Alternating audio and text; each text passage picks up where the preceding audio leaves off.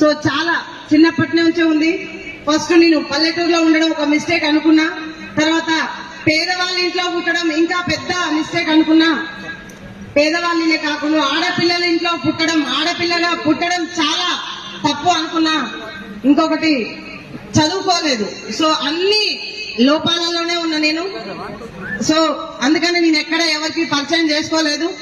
కానీ Vestige through నన్ను నేను ప్రూఫ్ చేసుకోవడానికి వెస్టీజ్ మా తాతలు తండ్రులు పెద్దవాళ్ళు పుణ్యం చేసుకుంటే మా ఇంటికి వచ్చింది.